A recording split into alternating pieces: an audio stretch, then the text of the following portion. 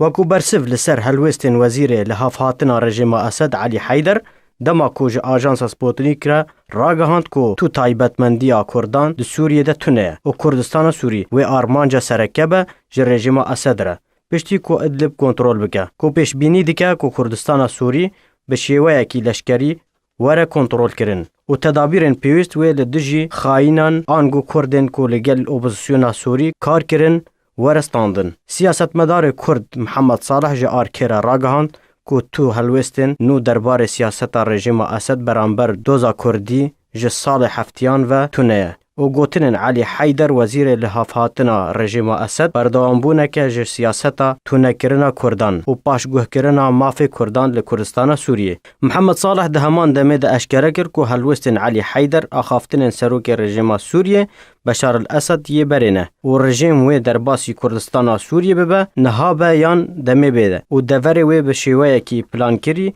وره رادست کرن جبو رژیم اسد وکو کو برینها عفرین روشاوای کردستان به شیوه کی پیلان و پلان کری هات رادست کرن جبو حکومت ترکی به هماهنگی لگل چکدارن سوریا دموکراتیک ین کو بهتریا وانج چکدارن پیدینه. لسر لوتکه تهران یا کو دناوبرا سروک روسی و ایرانی و ترکی ده هاتیا رودان محمد صالح راگهاند کو او دوی باوریه ده او لوتکه و مافی کردان پاشگوه بکه و تو گرنگی ناده کردان تنه پیلان وی وره ساس کرن پاش بردان بناوی ریکفتنان. سیاستمدار کرد محمد صالح د داویا د خویانی خوده جبو آرکیرا راگهاند کو کردن کردستان سوریه تو مافی ورناگرن اگر هیزن نافدولتی جدر و دستورکی ساز نکن و مافی کردان تیده نچسبینن.